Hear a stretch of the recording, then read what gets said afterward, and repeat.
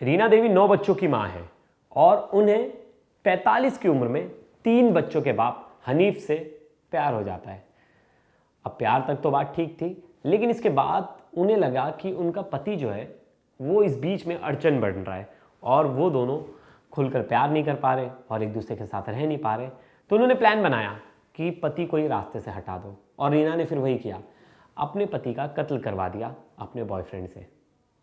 Boyfriend ने भी नहीं सोचा कि उसकी पत्नी है, उसके 3 बच्चे हैं, अगर वो कुछ ऐसा करता है तो फंस जाएगा, लेकिन उसने भी कुछ नहीं सोचा। रीना ने तो 9 बच्चों के बारे में बिल्कुल भी नहीं सोचा और अपने पति का कत्ल करवा दिया। बड़ी दर्दनाक स्टोरी और बड़ी शॉकिंग स्टोरी है कि लोग इस उम्र में भी इस तरह की चीज़ें करा रहे हैं, क्योंकि कहा जाता है ना, प्यार की कोई उम्र नहीं होती। तो इस केस ने भी ये हमें दिखा दिया और प्रूफ कर दिया कि सच में प्यार की कोई उम्र नहीं है और प्यार में कोई सीमा नहीं है, क्योंकि ये सब सीमाएं पार कर चुके हैं। तो क्या है ये पूरी मर्डर मिस्ट्री? लास्ट तक ये वीडियो ज़रूर देखिएगा। मैं उसमें एंड में बताऊंगा आपको कि क्या इसमें सस्पेंस था, कैसे आरोपी पकड़ाए और कैसे इन्होंने मर्डर प्लान किया। नमस्कार, मेरा नाम है प्रवेश पांडे और आप देख रहे हो क्राइम तक। यूपी का कासगंज इलाका, यहाँ एक परिवार रहता है रीतम राम जी का। रीतम राम जी का परिवार बड़ा चर्चा में था क्योंकि उनके परिवार में 9 बच्चे हैं, 5 लड़कियाँ 4 लड़के। और जो 5 बच्चे हैं उनमें से जो 3 लड़कियाँ हैं उनकी शादी हो चुकी है, जो बड़ी 2 बेटियाँ हैं उनके तो बच्चे भी हैं। और परिवार बड़ा हंसता खेलता हंसी खुशी रहने वाला परिवार था, क्योंकि ये परिवार पहले फरुखाबाद में रहता था, लेकिन कुछ फाइनेंशियल प्रॉब्लम की वजह से ये परिवार जो है वो कासगंज आ गया था। कासगंज में ही रीतम राम जी का मैका भी था, सॉरी ससुराल, मैं मैका बोल रहा हूँ, ससुराल था, और इनकी पत्नी यहीं की रहने वाली है। तो रीना जो है वो इनका हाथ भी बटाती थी काम धंधे में, क्योंकि रीतम राम जी मजदूरी करते थे और वो मजदूरी से उतने पैसे कमा नहीं पाते थे।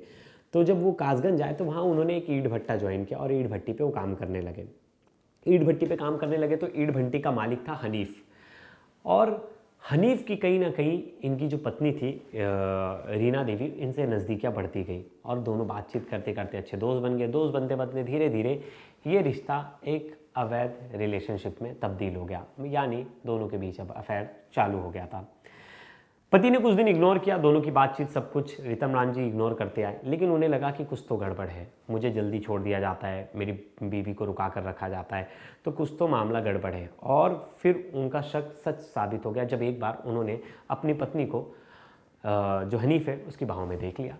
यहाँ से उन्होंने अपनी पत्नी से लड़ाई की और बहुत ज़्यादा दोनों में लड़ाई हुई, और लड़ाई होने के बाद पत्नी ने भागने की कोशिश भी की हनीफ के साथ। और हनीफ भी देखो पहले से शादीशुदा है, उसके 3 बच्चे हैं, लेकिन कहीं ना कहीं रीतम राम वापस से गए अपनी पत्नी के पास, उसे समझाया कि यार समाज क्या कहेगा, हमारी और 2 बेटियां हैं, उसकी शादी बची है, बदनामी कितनी ज़्यादा होगी अगर तुम बच्चों को छोड़ जाओगी, बच्चों के लिए तो आ जाओ।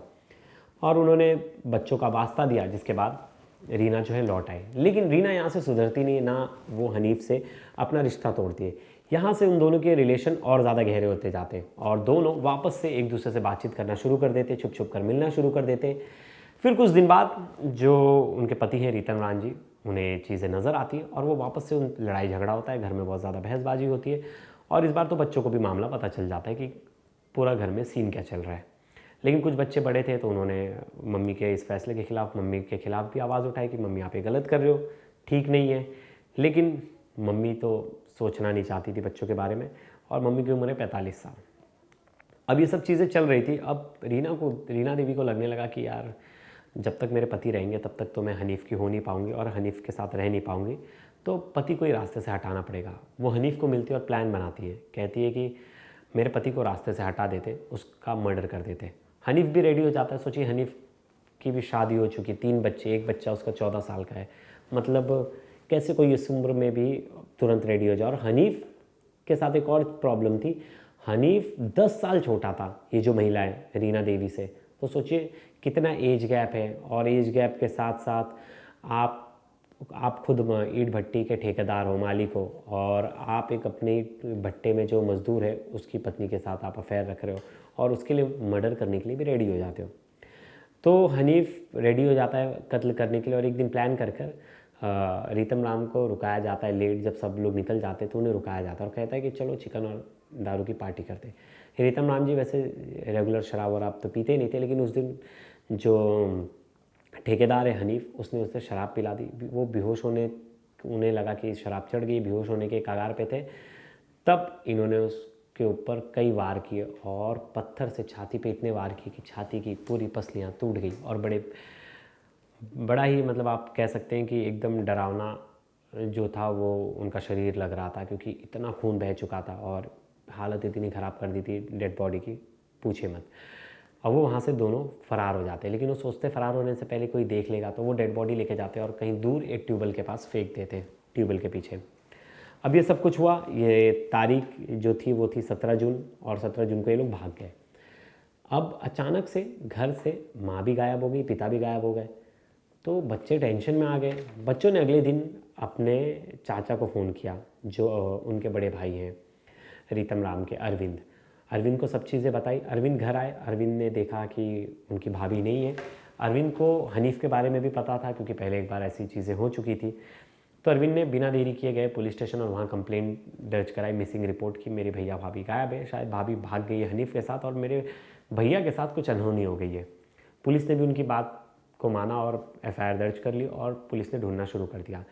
पुलिस ने लास्ट लोकेशन जो देखी वो ईंट भट्टी थी, क्योंकि उनके पास भी मोबाइल था, और उनकी पत्नी की लोकेशन देखी तो वो बंद चालू हो रही थी। तो पुलिस के लिए सबसे पहला टास्क था कि उन्हें ढूंढना, इनके भाई को।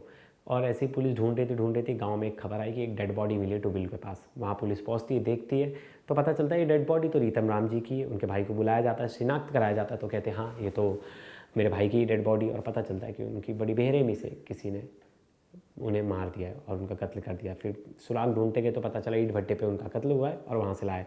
पूरा शक चला जाता है तुरंत उनकी पत्नी पे और हनीफ पे, क्योंकि ईंट भट्टे का ठेकेदार हनीफ ही था और हनीफ का ही चक्कर चल रहा था उनकी भाभी के साथ। अब ये सब कुछ जब चल रहा था तो पुलिस ने अब इन्वेस्टिगेशन और तेज कर दी। अब जो मिसिंग रिपोर्ट थी उसको कत्ल में तब्दील कर दिया कि मर्डर का केस है।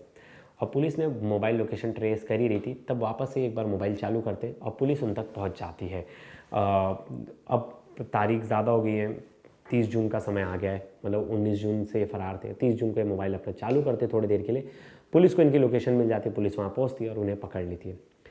जब आरोपी को पकड़ लिया जाता है तो लड़की से, जो औरत है, उनसे पूछताछ की जाती है कि रीना देवी आपने ऐसा क्यों किया, अपने पति को क्यों मरवाया। तो उसने कहा कि 45 की उम्र हो गई थी और मुझ पे ऐसा लग रहा था, मैं सबका ध्यान रखती हूँ, मैं सबका ख्याल रखती हूँ, लेकिन मेरे लाइफ में ऐसा कोई नहीं था जो मेरा ख्याल रखे और मेरा ध्यान दे।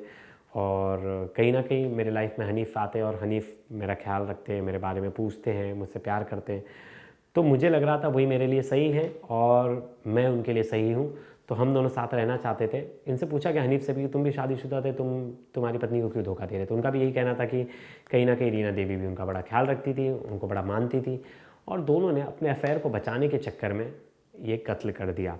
वहीं दोनों का प्लान भी था भागने का, तो वो बिना मारे भी भाग सकते थे, लेकिन नहीं पता इनके ऊपर क्या सनक थी। जब इन्होंने मारा तो इन्होंने कहीं ना कहीं इन्हें लगा कि हम पकड़ा जाएंगे, इस डर से ये भाग गए, नहीं तो ये शायद रहते भी। तो ये थी हनीफ और रीना की कहानी। और ऐसी बहुत सारी कहानियाँ हैं, मैंने हाल फिलहाल में आपको बहुत सारे ऐसे केसेस बताए जहाँ पत्नियों ने अपने पति का कत्ल कर दिया और वजह एक थी। और जो मैंने एक चीज़ नोटिस की, 35 के बाद और 40 से, मतलब 30 और 35 के बाद वाला जो रेंज है, वहाँ ये घटनाएं ज़्यादा हो रही हैं, क्योंकि जिनकी उम्र कम उम्र में शादी हो जाती है 25 साल में, उन्हें लगता है कि ये मतलब बहुत ऑब्वियस सा केस है। सब केसेस में मैंने सेम चीज़ देख रहा हूँ कि उन्हें लगता है कि उन्हें इंपॉर्टेंस नहीं मिलती, उन्हें कोई प्यार करने वाला नहीं, समझने वाला नहीं।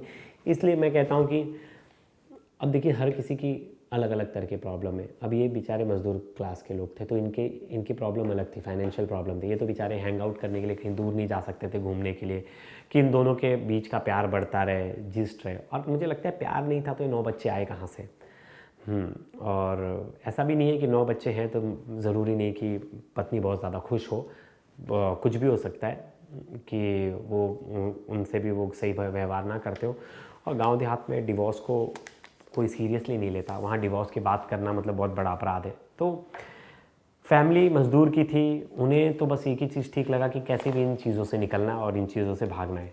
शायद वो भाग जाती तो ज़्यादा अच्छा होता, किसी की जान तो बच जाती, लेकिन उन्होंने कत्ल करने का जो तरीका चूज़ किया और कत्ल करने का जो बहाना चूज़ किया, वो तो आप कह सकते हैं कि बिल्कुल भी फ्लॉप चीज़ थी। क्योंकि कभी भी कत्ल कोई चीज़ का सॉल्यूशन ही नहीं है। आप मर्डर करोगे, क्राइम करोगे, आपको जेल तो जाना ही है। आप कितने भी शातिर हो, पकड़ा जाओगे।